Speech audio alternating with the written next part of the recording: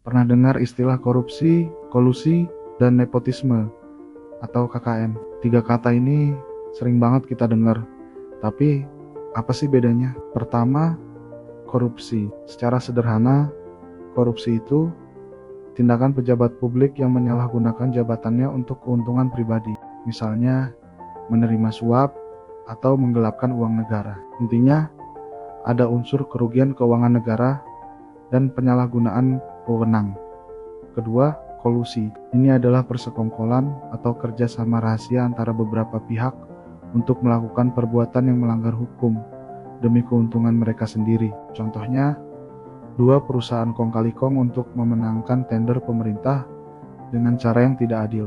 Ketiga, nepotisme. Nepotisme terjadi ketika seorang pejabat memilih atau mengutamakan keluarga atau teman dekatnya untuk posisi tertentu bukan berdasarkan kemampuan atau kualifikasi.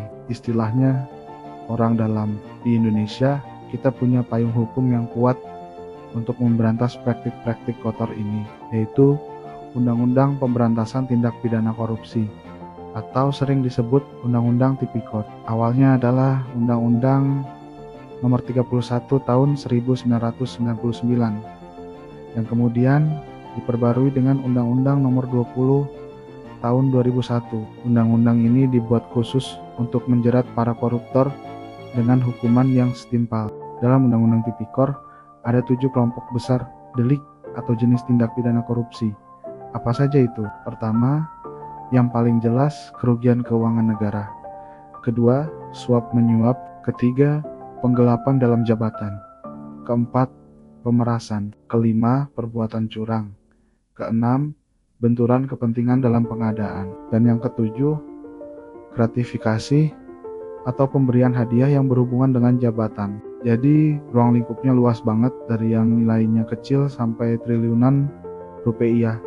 Sekarang mari kita lihat salah satu contoh kasus besar yang pernah terjadi, yaitu kasus korupsi lahan hak guna usaha atau HGPTPN 11. PTPN 11 adalah salah satu BUMN di bidang perkebunan tebu. Kasus ini melibatkan dugaan penyalahgunaan wewenang dalam proses perpanjangan dan pengelolaan HGU di beberapa wilayah. Modusnya seringkali melibatkan penentuan harga yang digelembungkan, pemalsuan dokumen, hingga kolusi dengan pejabat terkait. Akibatnya, negara rugi triliunan, uang yang seharusnya bisa digunakan untuk membangun sekolah, rumah sakit, atau jalan raya, malah masuk ke kantong pribadi segelintir orang. Ini bukan sekadar angka. Ini adalah hak kita semua yang dirampas. Pemberantasan korupsi, kolusi, dan nepotisme adalah tanggung jawab kita bersama. Dengan memahami apa itu KKN, bagaimana hukum mengaturnya, dan melihat contoh nyata seperti kasus PTPN 11, kita jadi lebih sadar betapa pentingnya peran kita untuk mengawasi dan melawan segala bentuk penyelewengan. Mari kita dukung terus upaya penegakan hukum agar Indonesia bisa bebas dari korupsi. Demikianlah video singkat saya tentang korupsi, kolusi, dan nepotisme. Saya Dwiki Adi Prastio, saya ucapkan terima kasih.